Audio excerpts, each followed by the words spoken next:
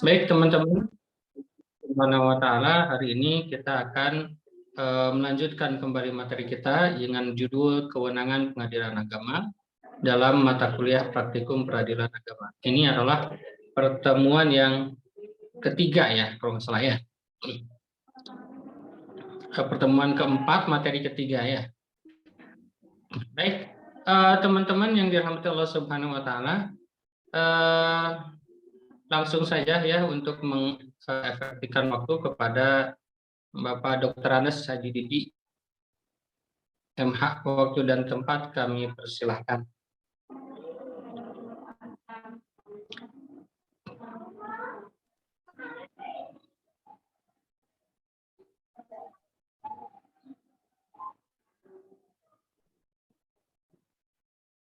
Mengapa Haji Didi? Suaranya belum kedengaran, belum dibuka.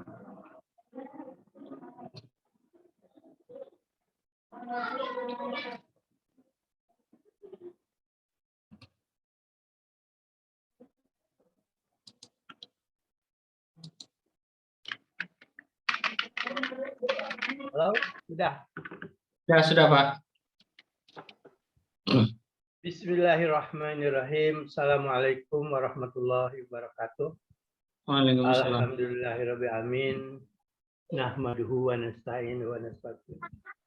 Asyhadu an la ilaha illallah wa asyhadu anna Muhammadan abduhu wa rasuluh. Allahumma shalli ala sayidina Muhammad wa ala ali sayidina Muhammad. Rabbi shrah li sadri wa yassir li amri wahlul 'uqdatam min lisani yafqahu qawli. Alhamdulillahirabbil alamin. Kita bertemu kembali pada season ketiga, di mana ada judul atau materi sore hari ini adalah kewenangan pengadilan agama. Seperti diketahui, jenis pengadilan itu ada 4 dan ditambah 1, yaitu pengadilan negeri atau PN, kedua pengadilan agama, ketiga pengadilan militer, dan keempat pengadilan tata usaha negara. Pengadilan negeri ada tambahan lagi pengadilan MK, Mahkamah Konstitusi. Pengadilan negeri mengadili perkara-perkara perdata dan pidana. Jadi segala permasalahan perdata kalau ingin diselesaikan harus melalui pengadilan negeri.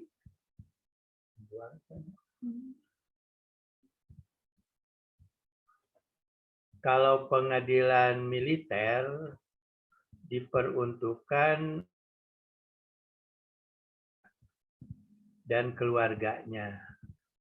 Kemudian yang ketiga pengadilan tata usaha negara.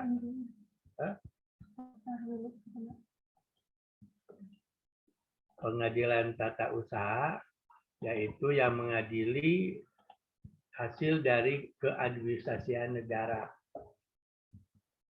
Adapun pengadilan agama kemarin sudah dijelaskan mengadili perkara-perkara yang berkaitan dengan orang-orang agama Islam, di mana seluruh permasalahan keluarga orang Islam yang berhubungan dengan orang Islam lagi ada di pengadilan agama, baik berupa hukum atau berupa barang atau berupa perusahaan, semua masuk dalam kewenangan pengadilan agama. Di mana pengadilan agama itu pada prinsipnya hadiah dari negara untuk orang Islam dan hanya baru masalah-masalah tertentu di pengadilan agama ini tidak secara umum, yaitu di dalam masalah perdata, masalah pidana, kecuali ada di Mahkamah Syariah Aceh. Itu pengadilan agama pun bisa mengadili secara pidana. Tapi di luar Aceh tidak diperbolehkan.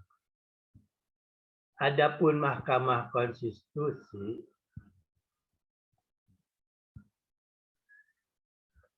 yang itu masuk. Adapun Mahkamah Konstitusi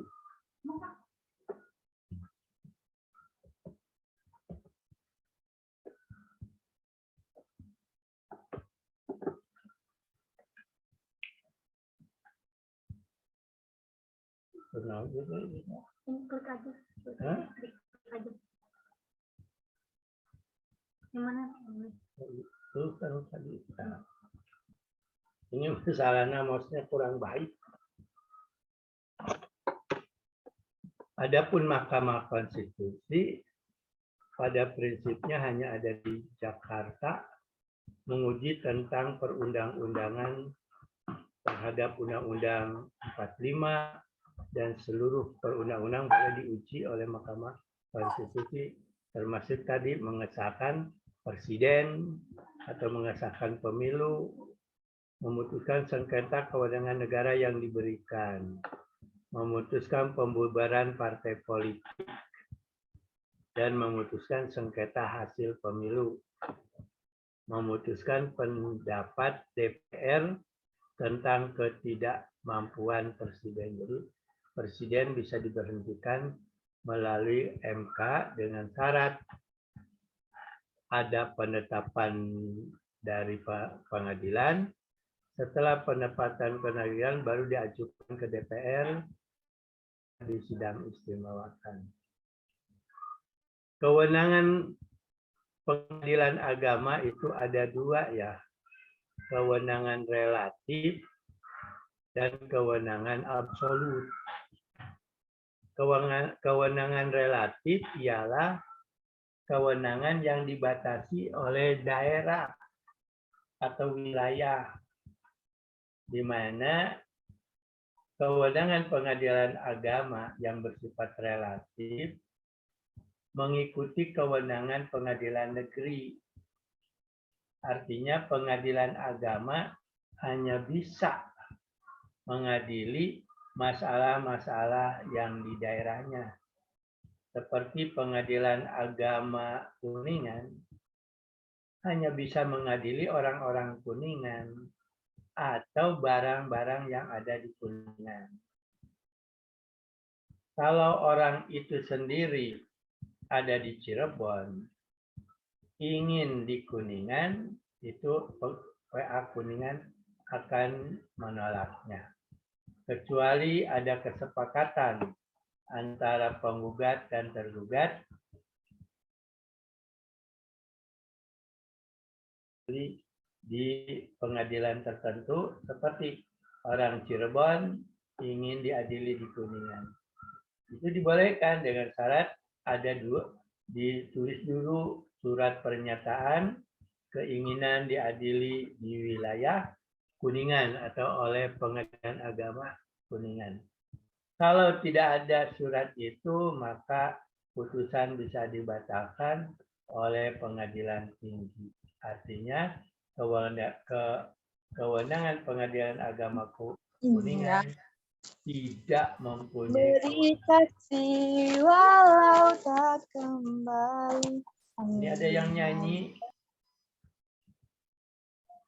Kedua, pasal 118 HIR, kalau di Jawa dan Madura, kalau di luar Jawa di RBG ya, adalah hukum tentang tata cara mengadili atau hukum acara. Itu menyatakan bahwa pengadilan hanya dapat mengadili di wilayahnya. Kemudian pasal 54 Undang-Undang Nomor 7/89, pengadilan agama hukum acaranya sama dengan PM, Jadi pengadilan agama menundukkan diri kepada AIR.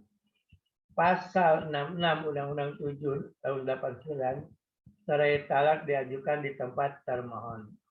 Nah, ini pengadilan agama adalah suatu pengadilan yang sangat menghormati perempuan, di mana kalau ada permasalahan kekeluargaan, pengadilan yang akan mengadilinya itu di tempat tinggalnya perempuan, baik itu dalam gugatan atau di dalam permohonan cerai. Nih, contoh kewenangan relatif. Kewenangan PA berdasarkan wilayah hukum relatif kompetensinya. 1. Cerai talak. Untuk diketahui ya, di pengadilan ada cerai talak, ada gugat cerai, ada talak hul'i. Kalau cerai talak, keinginan bercerainya dari pihak laki-laki, sehingga laki-laki disebut pemohon, perempuan atau istrinya disebut termohon.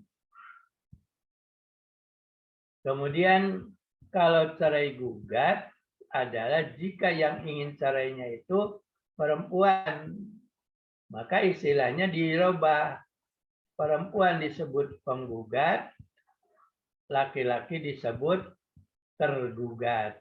Kalau dicerai talak, laki-laki disebut pemohon,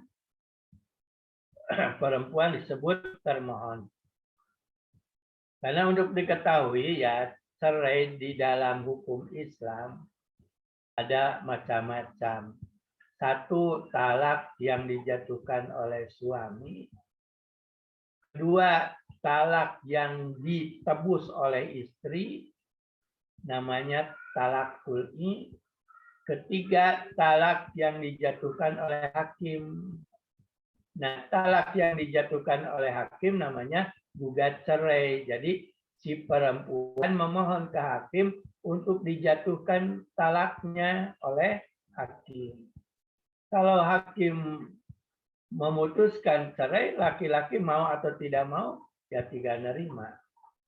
Maka caranya sesuai kewenangan relatif, artinya relatif itu tidak pasti, relatif itu bagaimana daerahnya. Jadi setiap pengadilan pada dasarnya berwenang hanya mengadili warga daerah itu sendiri, seperti kewenangan pengadilan negeri.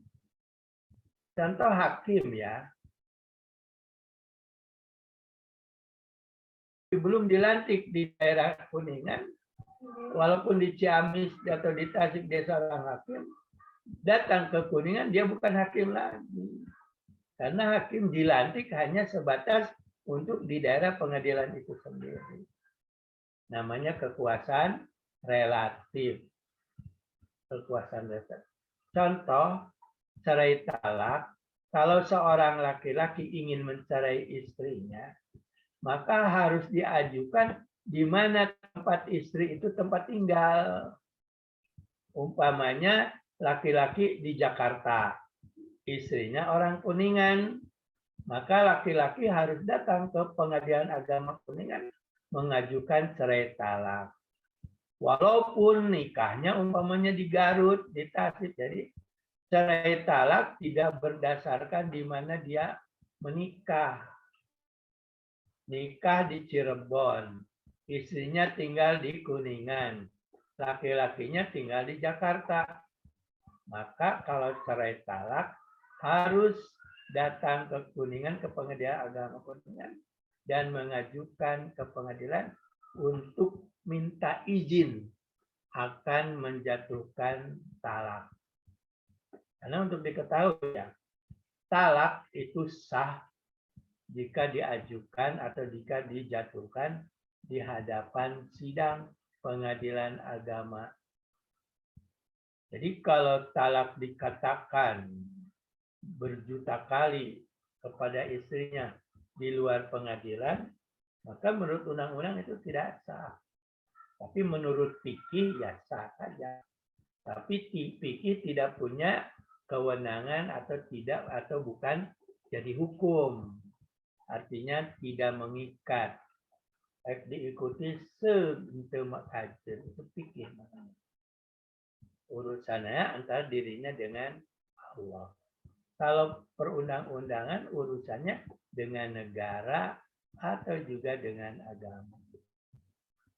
Jadi kewenangan relatifnya bagi cerai talak harus di tempat tinggal istri walaupun penggugatnya orang Cirebon atau orang Jakarta.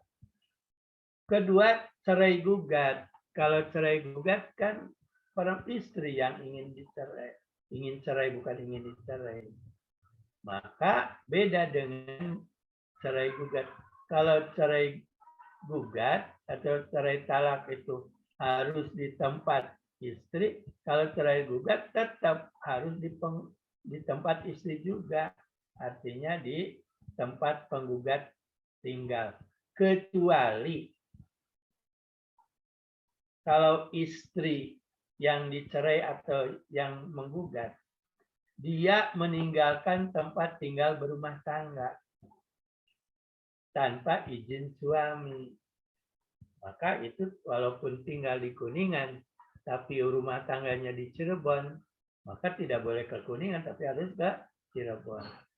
Kalau istri meninggalkan rumah tempat tinggal asli, atau kalau masih berKTP Cirebon, maka cerai gugat atau cerai talak harus di Cirebon.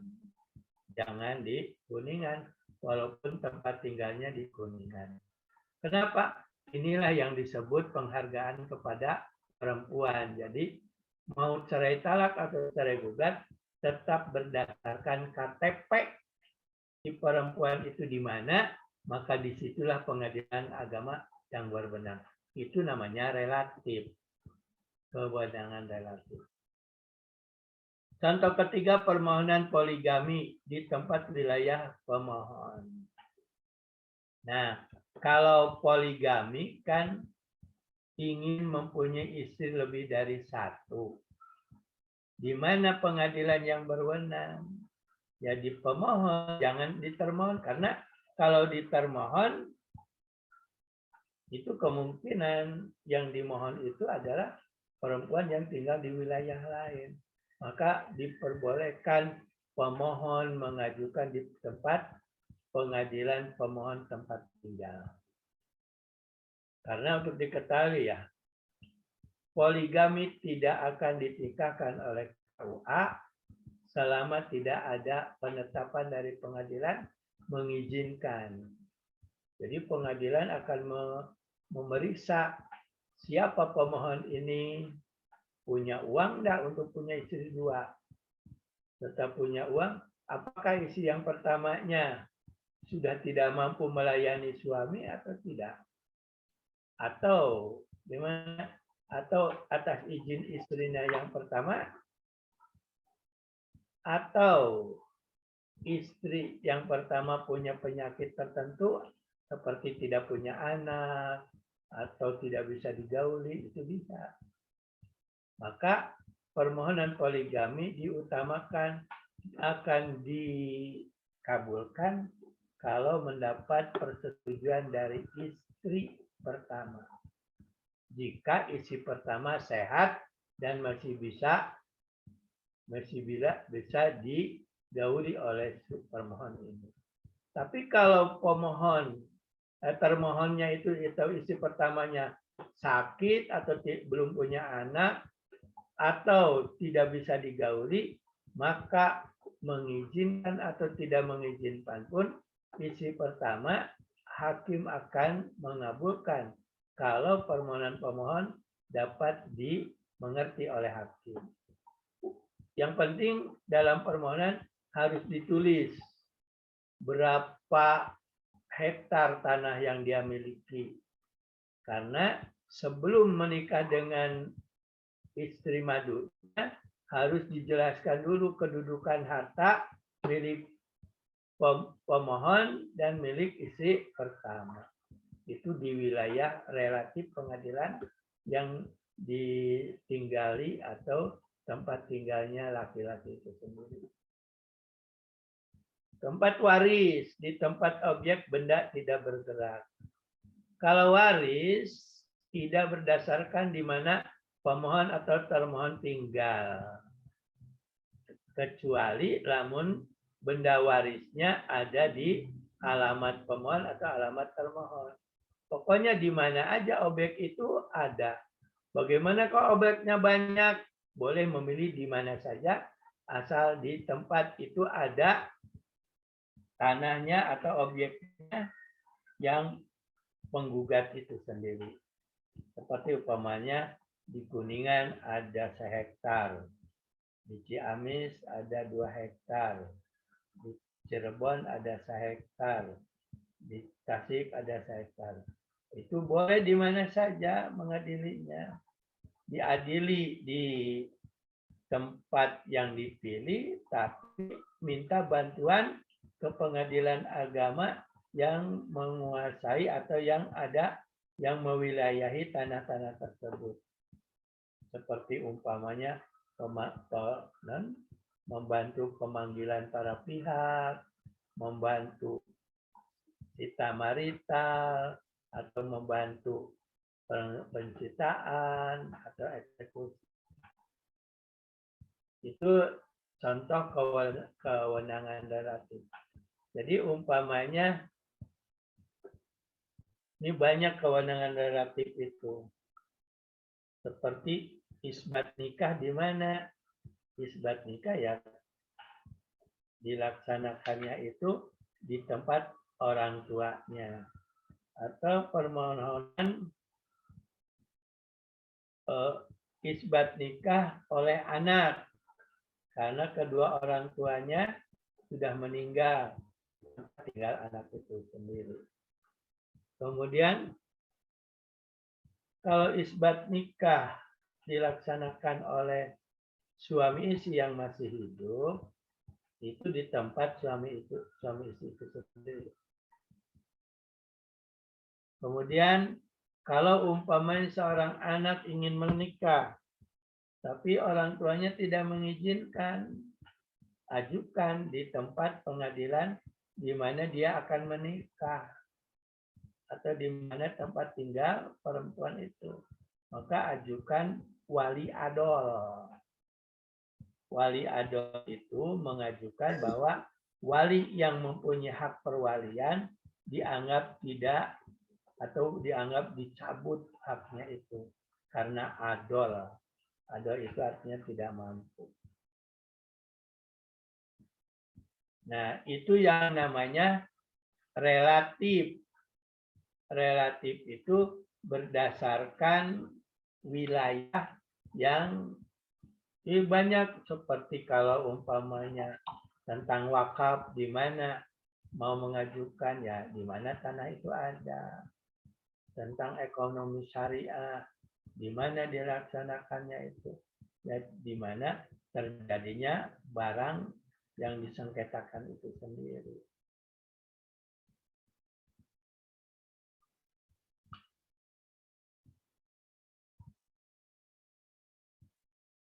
Kemudian sekarang kewenangan pengadilan agama absolut, artinya kewenangan yang diberikan oleh perundang-undangan kepada satu lembaga pengadilan agama.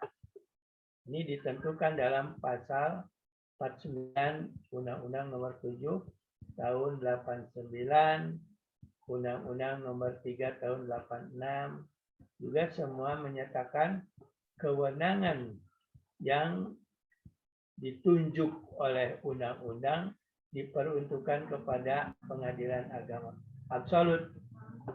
Absolut itu artinya hanya pengadilan agama yang berwenang. Umpamanya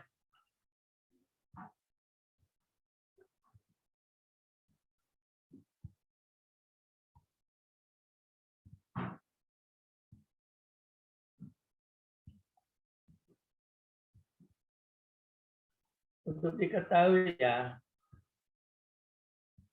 pengadilan agama itu mempunyai kewenangan dua, kompetensi volunter atau kewenangan volunter, ada kewenangan kontensius. Jadi kewenangan absolut itu terdiri daripada dua kewenangan. Kewenangan itu kompetensinya.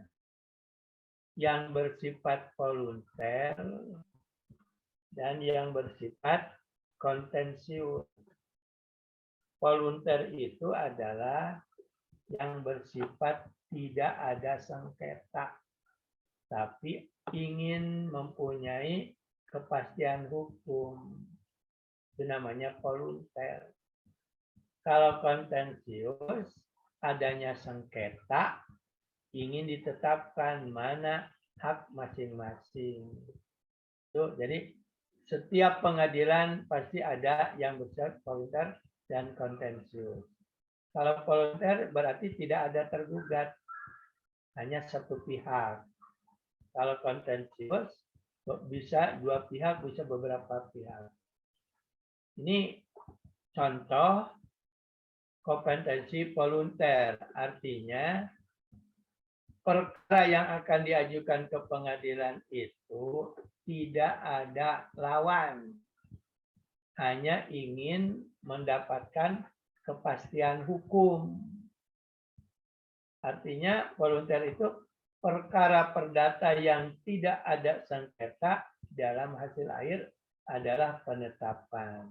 Jadi bukan putusan, ditetapkan, tidak ada banding, tapi langsung kasasi ke Mahkamah Agung.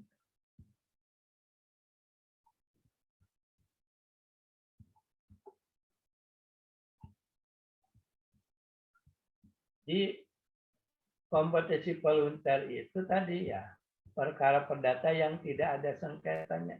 Seperti apa? Satu, dispensasi nikah.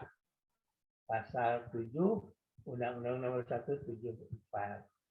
Dalam undang-undang ini dinyatakan bahwa umur laki-laki yang dibolehkan menikah umur 19 tahun dan perempuan yang dibolehkan adalah umur 15 tahun.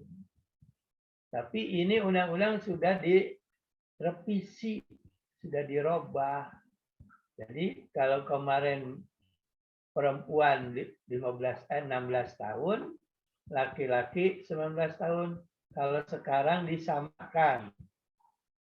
Orang yang bisa dinikahkan atau nikah, syarat nikah harus berumur 19 tahun ke atas. Kalau 19 tahun ke bawah masih dianggap usia anak. Tidak boleh dinikahkan. Maka kalau terpaksa harus datang ke pengadilan agama mengajukan dispensasi nikah. Dispensasi nikah biasanya karena ada masalah-masalah mendesak. Pertama, karena perempuan sudah hamil, malu di masyarakat, dipaksa nikah. KUA akan menolak. Maka surat penolakan KUA harus dibawa ke pengadilan agama sebagai alasan minta dispensasi nikah. Nanti oleh pengadilan agama akan diperiksa kenapa masih muda ingin dispensasi nikah. Mungkin tubuhnya belum cukup dewasa, atau pemikirannya belum cukup dewasa, atau segala sesuatunya belum mempunyai pengetahuan tentang hukum berumah tangganya itu. Hanya rata-rata dispensasi nikah. Kalau di pengadilan agama macam-macam. Ada yang minta nasihat dari dokter kandungan. Ada juga yang cukup mendapatkan bukti-bukti dari saksi saja bahwa dia tidak mungkin tidak kecuali harus dinikahkan. Nah, biasanya hakim dilema. Kalau tidak diizinkan, dia akan terus berbuat maksiat karena merasa sudah punya hak untuk menikah. Kalau diizinkan, dia anak-anak, berarti perkawinan di bawah umur belum sahnya. Tapi ujung-ujungnya ningali kemaslahatan daripada anak itu sendiri. Itu dispensasi nikah. Kedua, isbat nikah. Ya. Orang tua yang sudah tua, hampir kebanyakan dulu, nikahnya itu hanya oleh Pak Amil atau oleh Pak Kiai. Dia tidak punya surat nikah. Paling keterangan yang ditandatangani oleh Amil dan Kiai. Atau mungkin karena kecurangan Kiai, kecurangan Amil atau pembantu penghulu yang ada di desa.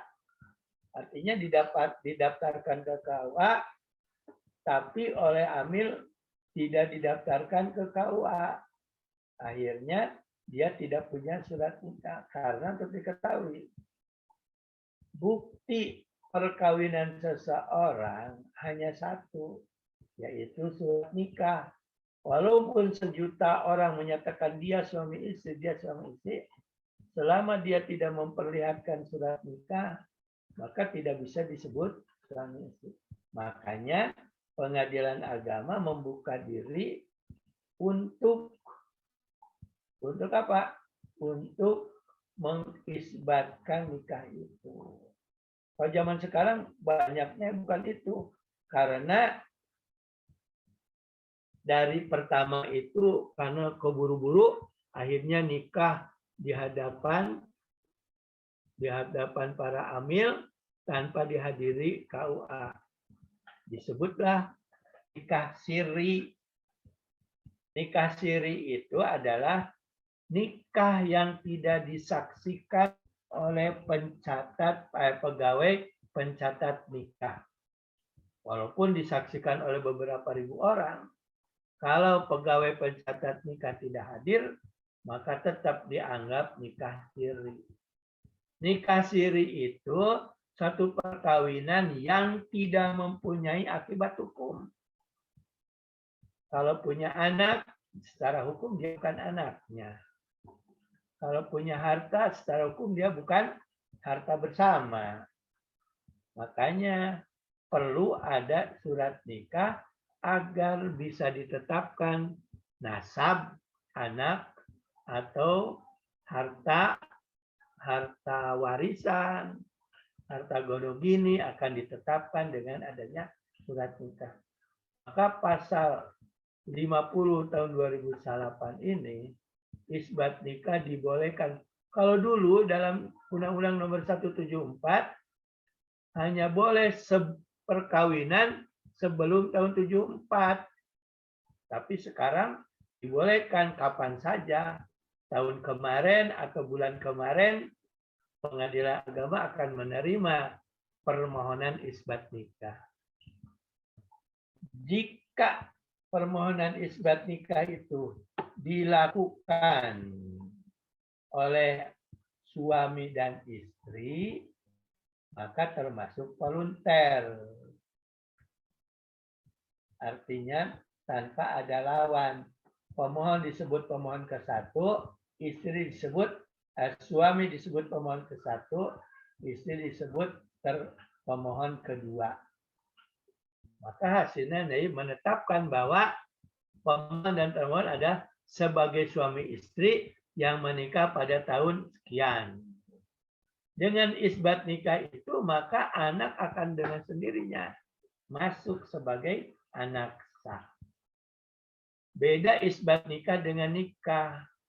Kalau isbat nikah itu menetapkan perkawinan yang lalu, kalau nikah itu ditetapkan ketika terjadi ijab kabul nikah itu sendiri atau ditetapkannya itu. Itu yang itu disebut macam volunteer atau permohonan tanpa lawan. Yang ketiga, penetapan wali adol. Jadi wali adol diajukan oleh pemohonnya itu adalah anak perempuan ayahnya yang dia tidak mau menikahkan. Contoh, seorang anak perempuan punya pacar. Ketika ngomong ke bapaknya, "Bapak, saya mau nikah dengan si A." Bapak tidak setuju. Dengan berbagai syarat, bapaknya tidak setuju.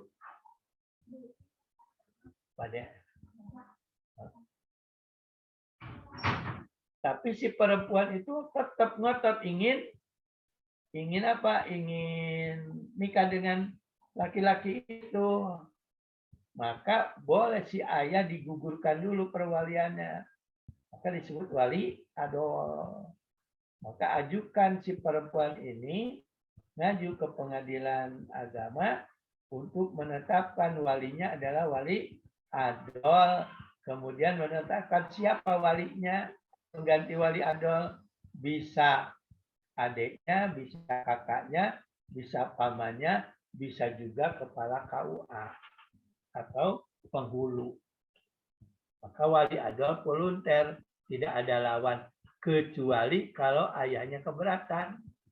Maka namanya ayahnya nanti intervensi. Jadi ada pihak yang intervensi. Maka kalau sudah ada perlawanan dari ayahnya, bukan volunteer lagi, tapi kontensius atau jadi lawan. Dirubah, anak perempuan jadi penggugat, ayahnya jadi tergugat. Wali adol. Jadi wali adol itu nanti hakim akan memeriksa kenapa walinya tidak mau menikahkan. Kalau walinya tidak mau menikahkan beralasan secara syar'i, seperti karena laki-lakinya orang Kristen, karena laki-lakinya berpenyakit macam-macam aib, karena laki-lakinya tidak punya akhlak yang baik, maka hakim akan menetapkan wali adolnya tidak akan ditolak. Tapi kalau ternyata setelah diperiksa oleh hakim, walinya menolak itu karena calon suaminya miskin, atau calon suaminya kasep, atau calon suaminya anak musuhnya wali. Nah, itu artinya alasan adolnya, alasan tidak setujunya wali itu tidak berdasarkan hukum syar'i. Maka akan menetapkan bahwa wali yang bernama ini adalah adol.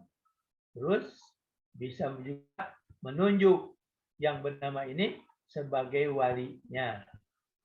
Gitu. Setelah itu surat wali adol itu dibawa ke KUA sambil mendaftarkan. Nanti KUA akan mencatat walinya adalah sebagai yang tertera di dalam penetapan ini. Gitu. Kemudian volunteer juga penetapan ahli waris. Nomor Undang-Undang nomor 3 tahun 2006 atau nomor 7 tahun 2089. Jadi kalau di keluarga tidak ada sengketa, tapi ingin tahu siapa saja ahli waris, kemudian berapa bagian masing-masing, maka boleh mengajukan ke pengadilan agama untuk menetapkan ahli waris. Menetapkan ahli waris bagian masing-masing sesuai hukum Islam. Kemudian setelah itu baru kecuali kalau umpamanya di dalam pengajuan itu ada anak yang tidak termasuk, maka pengadilan akan menolak. Atau anaknya 10, tapi satu orang tidak tidak disebut, maka juga harus ditolak. Atau umpamanya dari 9 orang anak, seorang menolak, maka permohonan volunteer harus dirubah dengan cara kontensius. Jadi nanti ada pihak penggugat dan tergugat. Nah, sekarang di pengadilan agama, penetapan ahli waris tidak akan diterima secara volunteer. Kalau dulu kan penetapan ahli waris secara volunteer itu tidak ada sidang, hanya menetapkan apa yang diinginkan. Bisa aja ditetapkan di ruang ketua atau wakil. Tapi sekarang tetap mau ada sengketa atau tidak, tetap harus disidangkan sesuai hukum acara. Jadi contoh ini masalah tadi, isbat oleh suami istri boleh volunteer, tapi kalau bukan oleh suami istri akan dikontensiuskan atau akan digugat kedua belah pihak. Seperti juga penetapan ahli waris. Ini ada nomor Undang-Undang 3 tahun 2006 adalah pembaharuan dari Undang-Undang nomor 7 tahun 89. Ini juga sudah tidak dipakai, tapi tetap dijadikan kontensius. Ada sidang ditanyakan tentang saksi dan perwaliannya. Kemudian contoh volunteer ini banyak kan volunteer.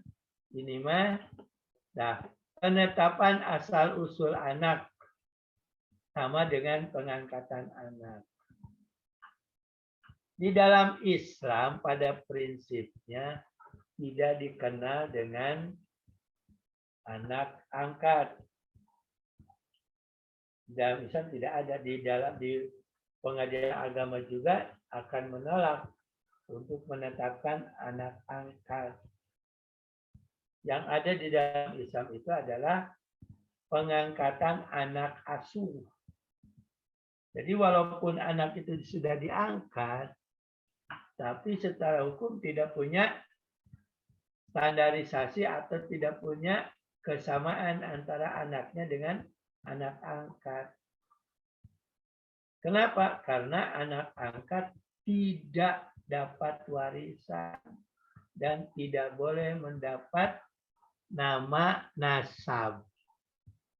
Seperti dalam kisah Rasulullah mengangkat anak Zaid bin Haris oleh Allah, oleh Rasulullah dianggap anak, bahkan sampai ditikahkan kepada Zainab. Namun kenyataannya karena Zainab orang terhormat dan cantik, Zaid orang bekas hamba sahaya dan badannya hitam, akhirnya rumah tangganya tidak sesuai dengan harapan. Hanya berumur 2 tahun, maka Zaid langsung menceraikan. Nah, untuk membuktikan bahwa Zaid bukan anak Rasul, akhirnya janda dari Zaid ditikah oleh Rasulullah. Jadi janda bekas anak angkat boleh ditikah oleh ayah angkatnya. Itu menunjukkan bahwa dalam Islam tidak mengenal ada anak angkat. Tapi di pengadilan ada pengangkatan anak asuh atau penetapan asal usul anak. Ini tidak ada sengketa, tapi tetap di pengadilan agama akan diajukan volunteer atau kontensius. Karena ada kemungkinan ada intervensi dari anak-anak pemohon menolak atau keberatan dengan pengangkatan anak asuh itu sendiri.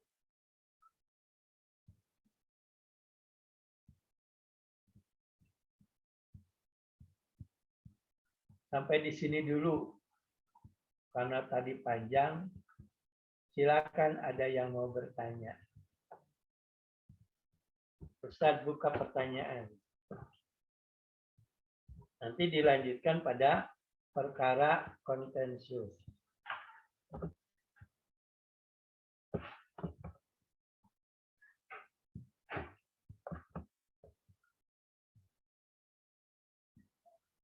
Dengan ini ya cuma hoyong jeung eta. Hoyong anu jeung audien tadi. Silakan yang bertanya, mikrofon sudah dibuka, silakan. Assalamualaikum Pak Ustadz, Ana mau bertanya. Silakan. Gini Pak Ustadz, tentang permasalahan nikah siri. Kalau yang tadi saya pahami, kalau yang nikah siri itu kan berarti yang tidak diakui sama negara. Ya, Ustadz. Kalau misalkan nikah sirinya itu gini tadi. Misalkan si seorang itu nikah sirinya tanggal 1 September. Kemudian si orang tersebut nikah secara KUA-nya tanggal 1 Oktober. Berarti kan ada rentang waktu 1 bulan ya, Tad. Nah, itu berarti kalau misalkan si anaknya itu lahir, berarti yang yang dicatat pertama kali itu apakah KUA mau ikut yang nikah siri apa yang nikah KUA itu, Tad? Syukron, Tad. Ini pertanyaan tuh ada dua ya. Pertama, nikah siri bisa ditetapkan oleh KUA, kemudian anak dari hasil nikah siri bisa dicatat oleh KUA sebagai anaknya gitu ya? Iya, Ustaz. Yang lebih seperti itu mungkin. Nikah siri tidak bisa ditetapkan oleh KUA. KUA itu hanya menyaksikan adanya ijab kabul saja. Kalau ingin disahkan tanggal 1 September, ya harus ke pengadilan agama. KUA dia menyaksikan tanggal 1 Oktober, ya harus ditulis titik mangsanya itu 1 Oktober. Adapun anak, ya anak dalam undang-undang ini kecolongan secara hukum. Anak itu peduli amat di dalam hukum ya. Peduli amat dibuahi di luar nikah atau dalam nikah. Tetapi kalau lahir dalam perkawinan itu disebut anak sah. Itu kecolongan dalam undang-undang. Harus, karena kalau Imam Syafi'i kan kalau anak lahir dari perkawinan ternyata dibuahi sebelum kawin, itu namanya anak zina. Walaupun 1 hari atau 2 hari. Tapi menurut Imam Ali, kalau masa perkawinannya itu 6 bulan, baru melahirkan, baru nikah 6 bulan, maka itu bisa dianggap sebagai anaknya. Jadi kalau Imam Syafi'i, sehari atau 2 hari pun pembuahan, tetap anak itu anak zina atau anak hasil zina. Kalau menurut perundang-undangan yang kita miliki pengadilan agama, dibuahi ketika di luar nikah atau dalam nikah, tetap kalau lahirnya dalam perkawinan disebut anak sah. Itu menurut undang-undang. Adapun KUA tidak bisa merubah tanggal itu sendiri. Karena tanggal itu adalah harus ditetapkan oleh pengadilan agama. Nanti KUA akan menulis perkawinan berdasarkan ketetapan pengadilan agama pada tanggal sekian. Contoh umpamanya seseorang ingin menikah hari Minggu. Tapi KUA tidak mau hari Minggu itu karena di luar waktu ngantor. Sudah aja nanti nikahnya Senin, kalau mau akad silakan Minggu. Nah, itu tidak bisa. Tetap ditulisnya hari Senin aja. Ada lagi, silakan. Mengerti atau tidak? Mengerti Ustaz? Ya, insya Allah. Ya. Alhamdulillah. Berarti mohon maaf Ustaz. Berarti Ya. yang nikah siri tersebut bisa diuruskan nanti kalau misalkan kalau urus-urus anak bisa ke pengadilan agama berarti ya Ustaz. Ya. Jikalau kalau si anak kan gini ada yang misalkan si anak pertamanya itu kan perempuan. Kalau misalkan dilihat dari buku nikahnya si orang tuanya kan berarti kan kurang sebulan berarti ya Ustaz ya. Karena kan yang dicatatnya di KUA itu kan lebih sebulan dari yang nikah KUA itu bulan Oktobernya. Berarti kan kalau misalnya dihitung-hitung ini anaknya kok kayaknya kayak MBA gitu misalkan gitu Ustaz. Berarti nanti bisa diurus ke pengadilan agama gitu. Berarti. Iya, harus diurus dulu bahwa nikah sirinya sah. Yaitu harus ke pengadilan. Pengadilan itu akan teliti di dalam memeriksa isbat nikah itu. Pertama, diteliti apakah antara suami istri itu ada hubungan nasab atau hubungan sesusuan, atau ketika suami istri itu masih ada ikatan dengan perkawinan dengan yang lain, atau ini si istri jadi istri kelima, itu kan harus dijelaskan di pengadilan itu. Maka pengadilan akan teliti dengan cara, ada kemungkinan kan nikah siri itu harus diingat ya. Nikah siri itu pasti ada yang disembunyikan dengan nikah siri itu. Berarti perkawinan kebohongan atau perkawinan yang tidak mau bertanggung jawab. Rata-rata nikah siri itu dia punya istri lain atau dia tidak mau bertanggung jawab. Kalau sudah kenyang, lari. Maka tidak ada tuntutan hukum di sana. Kalau orang nikah siri itu mau nuntut apa?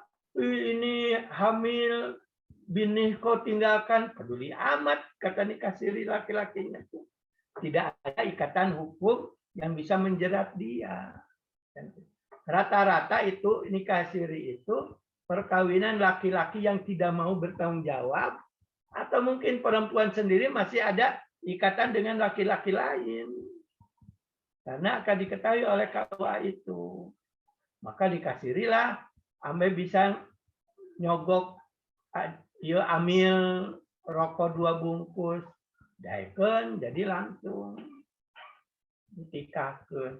Jadi dianggap halal. Padahal nikah siri itu sama dengan perzinahan. Karena nikah itu tujuan nikah adalah untuk tertibnya hukum.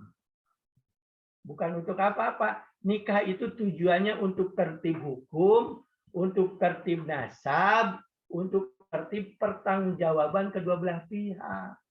Dengan perzinahan itu kan hukum tidak tertib, nasab tidak tertib. Karena kalau nikah siri itu tidak bisa dipertanggungjawabkan apapun secara agama atau secara negara. Contohnya, kalau kiai atau amir yang menikahkan dibawa ke polisi akan bertanggung jawab enggak? Pasti dia tidak mau bertanggung jawab. Karena kalau bertanggung jawab, pasti si amir atau si kiai itu akan dihukum oleh polisi. Kenapa? Karena melanggar undang-undang. Masa jadi wali tidak mau bertanggung jawab? Wali itu orang yang bertanggung jawab akan terjadinya perkawinan ini. Kemudian orang yang menikahkan siri tidak mau bertanggung jawab, kalau begitu apa tujuan perwalian dia? Maka janganlah, apalagi seorang perempuan mau dinikah siri, itu perempuan bodoh amat. Perempuan yang sangat-sangat bodoh, yaitu mau kenikmatan tapi tidak mau mempunyai bertanggung jawab. apa-apa. Siap, Tad. Mohon, Tad. Insya Allah paham, Tad. Ulah yang nikah siri. Ya. Bertanya. Atau start terus nikah di malam, alhamdulillah. Alhamdulillah. Buat yang tujuan. Aduh, ente. Ya bakal resan ayah di lingkungan abdi anu nikah gitu. Jadi kan mengutip dari lingkungan sekitar gitu. Dan menanyakan. Rondat ya. Amin. Jadi gini ya, nikah inginnya sesuai fikih, kata orang yang model gitu. Tapi tanggung jawabnya tidak mau seperti fikih. Kan dalam fikih bertanggung jawabnya itu maharnya harus besar, kewajiban-kewajibannya menumpuk, beda dengan di luar fikih. Di dalam adat kita mah kan nikah siri teh, nikah anu sagalan serba murah dan serba cepat. Cuma bohong perkawinan model gitu. Silakan bertanya lagi.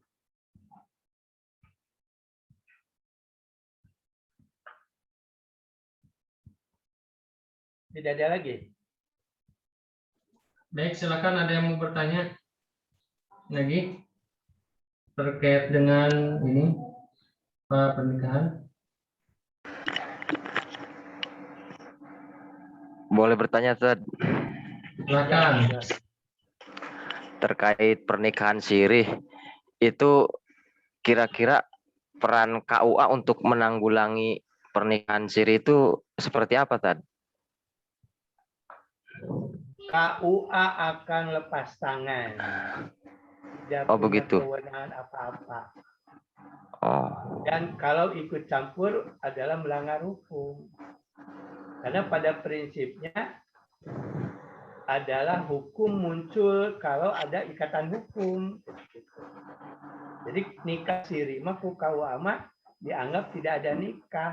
oh, Seperti kalau nikah siri mau cerai, ya tinggal bubar, tidak usah ke KUA. Karena tadinya juga tidak ada ikatan hukum. tapi yang namanya nikah siri itu kan ini ya, Tad, istilahnya ilegal gitu ya. Tidak. Siri itu Tapi kan rahasia hukum, yaitu Rahasia hukum. ilegal. Bukan siri dari mata masyarakat, bukan. Siri dari hukum. Jadi siri itu rahasia artinya. Rahasia dari hukum, bukan rahasia dari masyarakat. Walaupun syarat rukun nikahnya itu memang terpenuhi, gimana itu, Ustaz? Walaupun tetap sah kan ya? Harus diingat ya. Yeah. Anda ingin menyebut sah secara fikih atau secara hukum? Kalau secara agama gitu tadi. Kan pengadilan agama itu adalah agama Islam. Jadi Iya. yang dilaksanakan pengadilan agama itu akan mengoreksi sesuai dengan hukum syariat Islam. Jangan memisahkan bahwa Islam dan pengadilan agama, jangan. Adapun menurut fikih gitu ya. Kalau jangan disebut menurut agama. Adapun menurut fikih madhab A, B, C sah. Tapi kalau ditanya Imam Syafi'i sendiri belum tentu bertanggung jawab kalau keadaan begini. Artinya orang mau nikah tidak mau bertanggung jawab, masa Imam Syafi'i bisa membenarkan?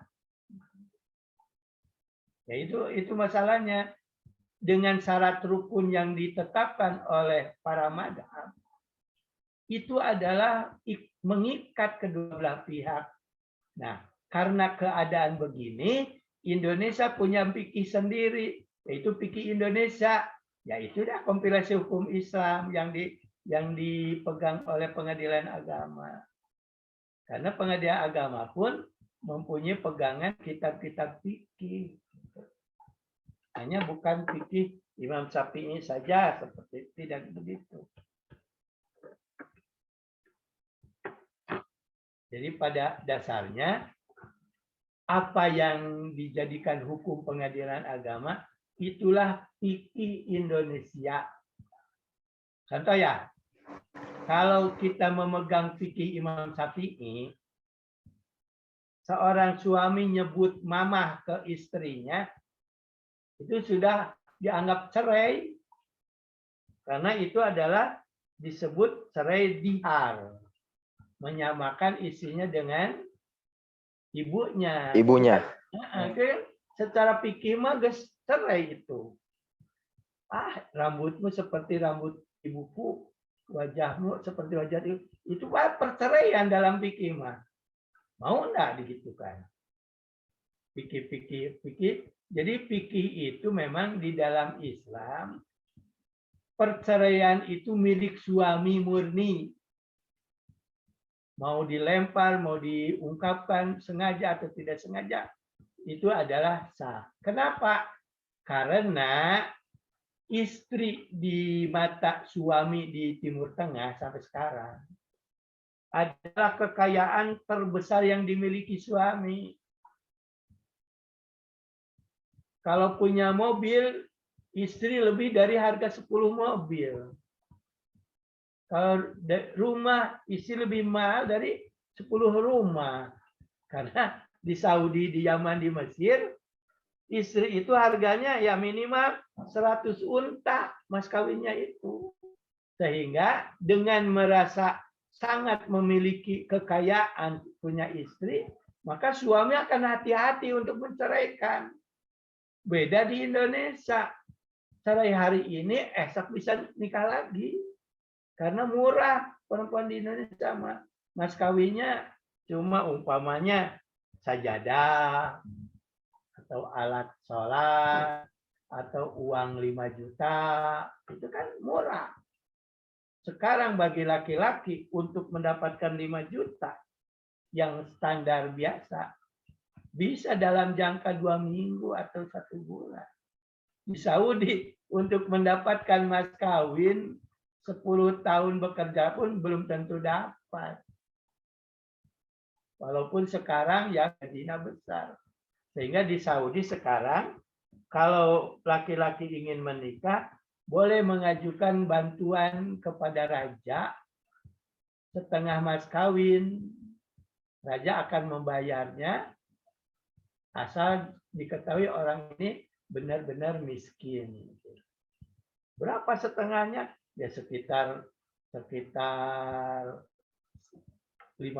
unta. 50 unta kalau di kita kan rata-rata 50 kali 1 miliar. Itu sampai sekarang Saudi akan membantu orang-orang pemuda-pemuda yang akan menikah. Tapi cuma 1 kali diberi kesempatannya. Dan itu cuma-cuma tidak pinjaman. Di Indonesia itu salahnya orang Indonesia.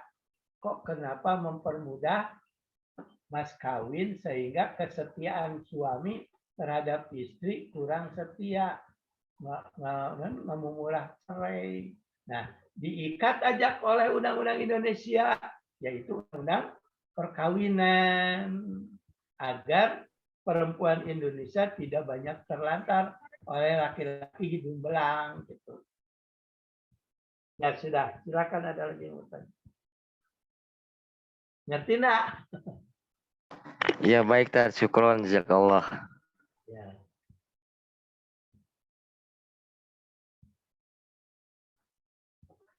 Kalau tidak ada dilangsungkan. Mengapa?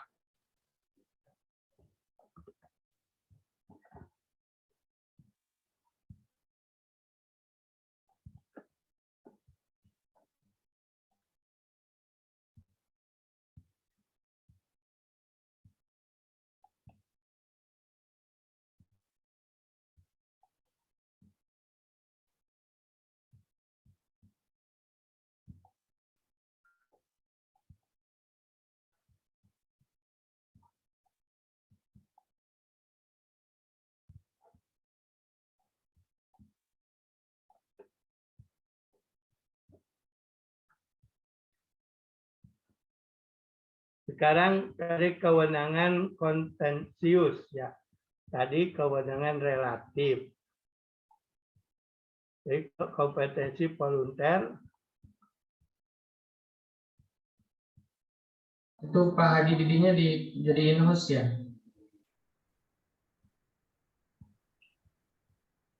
sekarang kepada pengertian kompetensi kontensius.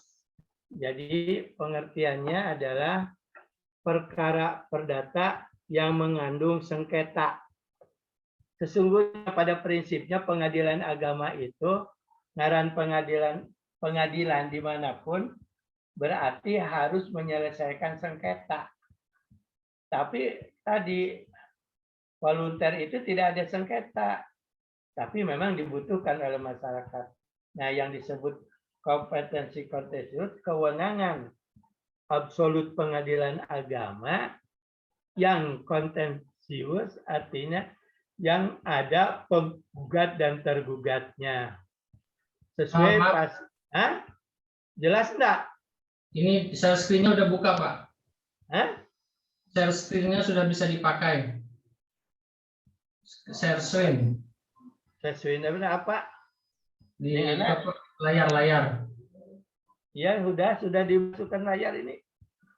PPT-nya. Oh, bukan keluar ini.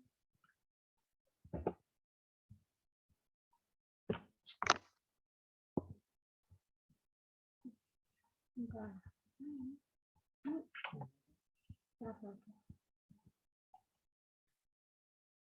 Iya kan?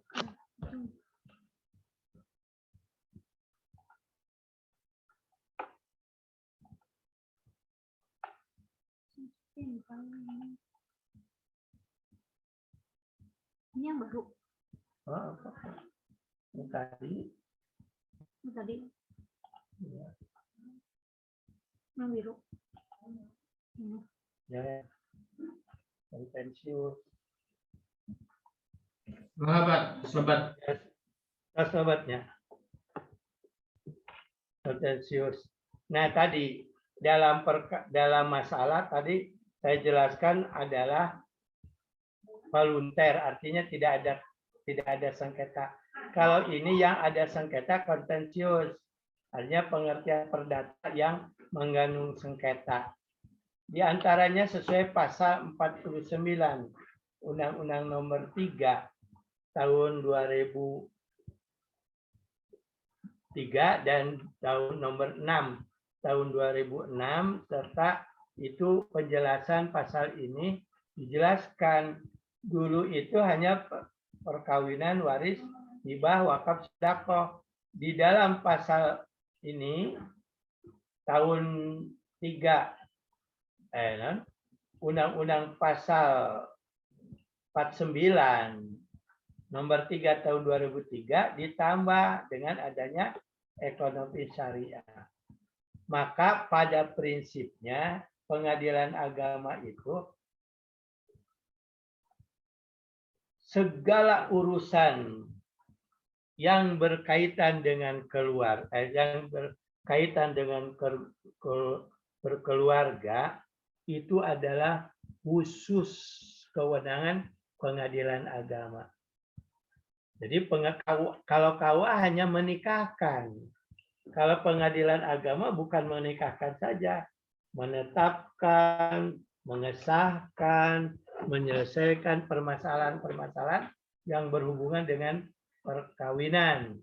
Seperti masalah anak, masalah harta benda, masalah hak dan kewajiban suami istri, kemudian masalah harta bersama. Itu dalam perkawinan. Perkawinannya sah atau tidak, kemudian mengesahkan perkawinan, membatalkan perkawinan, perceraian, itu adalah tugas kewenangan poligami. Di antaranya izin poligami itu ada langsung kontensius. Si istri keduanya, kalau si istri pertamanya jadi lawan. Kemudian yang kedua adalah izin melangsungkan perkawinan bagi orang yang belum berusia 21 tahun. Dispensasi kawin, pencegahan perkawinan, penolakan perkawinan, pembatalan perkawinan, perceraian karena talak, perceraian karena gugat, mengenai pengusahaan anak atau hadonah, Kemudian ibu ingin ditetapkan sebagai hak hadona atau mau dicabut haknya. Kemudian penentuan kewajiban memberi biaya nafkah. Ini semua pengadilan agama. Kemudian ada juga tadi waris. Waris itu adalah kekayaan daripada keluarga. Karena perkawinan itu sendiri. Di mana pemiliknya meninggal, jadi barang waris. Dalam waris itu kan tidak langsung disebut menjadi barang waris atau waris, tapi harus diketahui dalam waris itu pertama harus diambil dulu hak bawaan masing-masing. Kemudian contoh umpamanya suami istri menikah. Si suami bawa tanah 100 bata. Si istri bawa tanah 100 bata. Maka kalau waris harus diketahui dulu ini siapa yang meninggal. Kalau yang meninggal suaminya, maka harus ditentukan dulu harta suaminya mana. Yaitu harus bawaan ditambah harta bersama. Itu waris itu. Jadi banyak permasalahan waris karena pertama saya selingkuh karena istrinya banyak. Atau karena anaknya juga banyak. Sehingga sengketa kalau antara anak kandung itu jarang yang sengketa. Tapi karena ada pihak-pihak lain. Atau biasanya karena anak semuanya perempuan. Sehingga paman atau anak paman menuntut. Kemudian yang ketiga, masalah hibah. Hibah adalah pemberian kepada orang lain tanpa ada manfaat balik kecuali mengharapkan ridho Allah Subhanahu wa taala. Hibah. Maka hibah akan diperiksa berapa yang dihibahkan, apakah lebih daripada sepertiga, apakah ada pemaksaan ketika hibah, itu akan diteliti itu sah dan tidaknya hibah. Kalau ternyata menghibahkan barang lebih daripada sepertiga yang dia miliki, maka hibahnya bisa digugurkan. Atau bisa diambil sebagian sampai jumlah sepertiga. Wakaf. Nah, ini permasalahan wakaf kebanyakan, ini masalah kontensius ya. Kenapa wakaf dipermasalahkan? Jadi ketika dia ayahnya mewakafkan, anak-anak kan belum menikah. Setelah ayahnya meninggal, anak-anak banyak yang membutuhkan tanah, sehingga wakaf digugat. Karena di masyarakat rata-rata wakaf belum tercatat di BPPN atau di Badan Pertanahan Negara. Sehingga bisa saja wakafnya dibatalkan. Seperti saya sekarang juga sedang menangani sengketa wakaf antara Muhammadiyah dan para keluarga wakif. Ada seorang anak yang sangat membutuhkan tanahnya itu, padahal tanahnya itu setelah menjadi lembaga pendidikan bernilai tinggi, jadi tergiur gitu artinya. Maka pengadilan agama lah yang berwenang untuk menyelesaikannya tentang wakaf. Memang kalau sudah ada ikrar wakaf di BPPN atau di KUA, itu tidak bisa diganggu gugat. Tapi karena kelalaian yang wakaf atau hadirnya itu sendiri, maka administrasinya hilang. Itulah kesempatan bagi anak-anak yang wakaf yang membutuhkan, karena dengan berbagai alasan supaya tanah wakafnya itu bisa dikembalikan. Yang keempat adalah sedekah. Yang kelima sedekah. Sedekah dan hibah hampir sama pada dasarnya. Kalau hibah seperti tidak ada nilai ibadah, tapi sedekah ibadah pada saat sebenarnya sedekah lebih umum daripada hibah. Hibah adalah sebagian daripada sedekah. Karena dalam Islam sedekah itu bisa dengan uang, bisa dengan ilmu, bisa dengan tenaga, bisa dengan ibadah. Itu sedekah seperti bersikap lemah lembut kepada orang di bawah kita. Itu sedekah. Maka akan kalau ada yang masalah harta yang disedekahkan, kemudian disengketakan. Karena biasanya orang kaya mensedekahkan tanah dengan bahasanya sendiri. Pas mau dimasukkan atau mau diurus surat-suratnya, yang memberikan itu meninggal. Sehingga anak-anaknya bertanya, mana bukti sedekah ayah saya? Itu akhirnya jadi sengketa. Nah, kemudian setelah ada tahun 2003, Pengadilan Agama diberi kewenangan mengadili ekonomi syariah, maka Pengadilan Agama menjadi satu pengadilan yang sejajar dengan pengadilan negeri tentang muamalah atau tentang permasyarakatan ekonomi kemasyarakatan.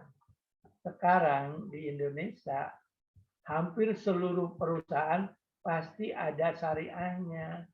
Seperti perbankan ada bank syariah. Keuangan ada juga mikro syariah. Kemudian asuransi syariah, reksadana syariah, obligasi syariah, pegadaian syariah, bisnis syariah. Di Indonesia di Tasik itu ada renang syariah, kemudian toko syariah, banyak. Nah, kalau terjadi sengketa di bank syariah atau keuangan syariah, baik asuransi, reksadana atau obligasi syariah, maka Pengadilan Agama lah yang bertanggung jawab untuk penyelesaiannya. Karena di sana disebut kontensius, artinya saya kemarin menyelesaikan masalah ekonomi syariah antara bank muamalat dengan kreditur atau dengan orang yang mengkredit, hartanya 5 miliar karena macet akan dijabel. Akhirnya mengajukan ke pengadilan agar tidak dijabel. Akhirnya oleh saya diselesaikan dengan mediasi. Nah, dari semua masalah di Pengadilan Agama itu, pada prinsipnya Pengadilan Agama mempunyai azas, yaitu satu azas personalitas, yaitu bagi orang Islam atau bagi orang yang menundukkan diri pada Islam seperti BCA kan. BCA milik Cina, bidik orang Kristen. Tapi dia membuat bank syariah BCA. Artinya pemiliknya menundukkan perusahaannya kepada Islam. Itu persona Islam. Kemudian azas kebebasan. Di Pengadilan Agama adalah bebas siapapun bisa beracara. Tidak berdasarkan orang mana, tapi siapapun akan diterima untuk beracara. Dan ketiga, azas sederhana, cepat, dan biaya ringan. Kemarin sudah dijelaskan kali ini. Azas mendamaikan. Di Pengadilan Agama ada mediator. Dan di Pengadilan Negeri juga ada mediator. Hanya mediator di Pengadilan Agama cenderung dibawa kepada ketakwaan dan keimanan. Kemudian azas persidangan terbuka. Di Pengadilan Agama, kalau urusan ekonomi syariah dilaksanakan secara terbuka. Tapi urusan yang berhubungan dengan kekeluargaan atau akhlak atau anak kecil itu akan disidang secara tertutup. Karena tentang etika tidak boleh diketahui oleh orang lain. Karena tertutup, tidak boleh ada mic yang keluar. Kemudian tidak boleh jendela terbuka, itu tertutup. Kalau sedang mengadili perkawinan, itu harus tertutup, orang lain tidak boleh tahu apa masalahnya yang sedang disengketakan. Hanya hakim dan para pihaklah yang mengetahui. Atau hakim, para pihak, dan kuasa-kuasanya. Kemudian ajas berbayar. Pengadilan agama itu ada perdata. Perdata itu adalah penyelesaian masalah pribadi. Maka karena pengadilan agama punya negara, maka pribadi itu harus bertanggung jawab. Secara biaya, biaya ini biaya panggilan, biaya perkara itu harus dibayar. Sanggup bayar, ada pengadilan. Tidak sanggup, tidak ada peradilan. Kan gitu. Memang posisinya gitu. Karena apa? Karena nanti permasalahan diakibatkan dari kebutuhan pribadi, bukan kebutuhan negara. Negara itu hanya untuk melindungi kedua belah pihak. Kemudian 7, ajas aktif memberi bantuan. Pada prinsipnya pengadilan itu pasif, tidak mencari perkara. Mau ada yang datang atau tidak, tapi aktif memberi bantuan kepada orang yang buta hukum, seperti orang yang tidak bisa membuat gugatan, atau orang yang tidak bisa nulis, atau orang tidak tahu apa keharusan dari penggugat dan tergugat. Maka pengadilan akan memberikan arahan di bagian informasi itu. Ke-8 ada ajas legalitas. Maksudnya pengadilan akan memberikan putusan atau penetapan bersifat pasti dan berkekuatan hukum. Itulah sudah sampai jam 5.12. Masih ada waktu, silakan ada yang mau bertanya. Materi sudah sampai selesai. Silakan yang mau bertanya.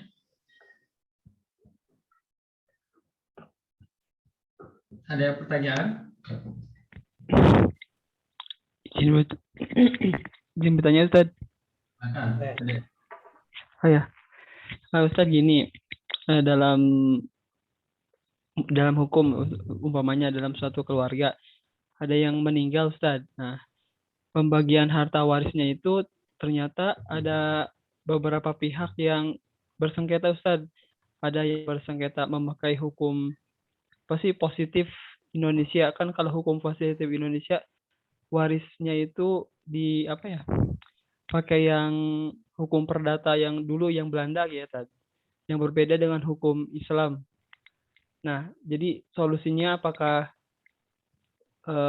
perkara tersebut itu kalau di pengadilan agama nanti solusinya bagaimana, Ustaz? Kalau dulu sebelum tahun 89 itu sengketa boleh di PN dan boleh di pengadilan agama. Siapa yang lebih dulu itu yang dibolehkan. Umpamanya adik kakak ada 5. Yang 4 mengajukan ke pengadilan agama, yang 1 mengajukan ke pengadilan negeri. Itu dibolehkan. Pengadilan mana yang pertama mendaftar? Kalau yang ke pengadilan agama tanggal 4 daftarnya, kalau pengadilan negeri daftarnya tanggal 3. Maka pengadilan agama maupun pengadilan negeri akan mendiamkan dulu masalah, kemudian lapor ke Mahkamah Agung, nanti akan ditetapkan mana yang berwenang. Itu. Kalau sekarang setelah tahun 2089 itu sudah tidak ada kewenangan pilihan, pengadilan agama yang berwenang. Kalau diadili oleh pengadilan negeri maka tidak sah. Artinya bisa digugurkan. Karena memang itu absolut pengadilan agama. Secara paroid. Kan beda antara paroid murni dengan paroid pengadilan agama. Bedanya hanya sebatas di paroid pengadilan agama tidak dikena adanya hijab. Artinya umpamanya ayahnya meninggal, anaknya tidak kebagian, disebut terhijab gitu ya. Tapi di pengadilan agama tidak ada kata hijab, digantilah dengan ahli waris pengganti. Kemudian ada juga yang namanya wasiat wajibah. Jadi wasiat wajibah tidak ada dalam paroid fikih, tapi ada di pengadilan agama. Jadi ada wasiat wajibah dan tidak adanya ahli waris pengganti. Jadi cucu bisa menggantikan ayahnya, bisa menggantikan ayah dalam menerima waris. Jadi contoh umpamanya anak ke-1 meninggal sebelum ayahnya meninggal, tapi punya anak laki-laki 4. Maka bagian ayahnya itu diberikan kepada anaknya, disebut ahli waris pengganti. Jadi tidak ada hijab atau karena sudah meninggal lebih dulu, tidak ada. Dalam pengadilan agama itulah digunakan fikih itu. Kalau dalam Islam kan si cucu tadi tidak dapat waris, tapi termasuk dawil arham. Nah, dawil arham dalam fikih diurang dianggap sebagai orang yang diberi seenaknya. Padahal dalam fikih yang namanya dawil arham harus mendapat lebih daripada dawil furud. Karena dia sudah ditinggal ayahnya.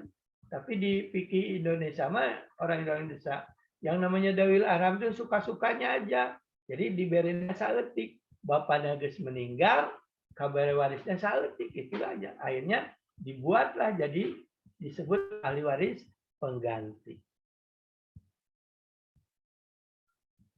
Jadi itu ada pemaksaan. Hanya pengadilan agama yang berwenang.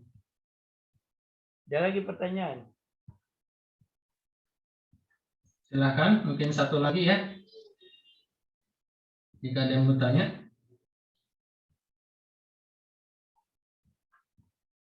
Ada pertanyaan? Baik, sepertinya tidak ada, Pak. Alhamdulillah, mungkin semuanya mengerti atau mungkin banyak yang tidur. Ya, alhamdulillah. Assalamualaikum warahmatullahi wabarakatuh. Baik, insya Allah mungkin husnuzonnya semuanya sudah mengerti ya. Nah, kalau misalnya kurang belum mengerti dan pengen mengerti lebih dalam, nanti saya akan upload di YouTube dan antum coba murojaah ya. Dan jangan lupa subscribe. Baik, itu aja mungkin pertemuan kita. Terima kasih atas perhatiannya. Terima kasih juga kepada Pak Jidi yang telah memberikan penjelasannya. Insya Allah nanti untuk lebih dalam nanti akan ada praktikum dan mungkin nanti juga antum akan menghadapi skripsi. Baik, ikhwafillah yang dirahmati Allah, cukup sekian untuk hari ini. Kita tutup aja dengan baca hamdalah bersama-sama.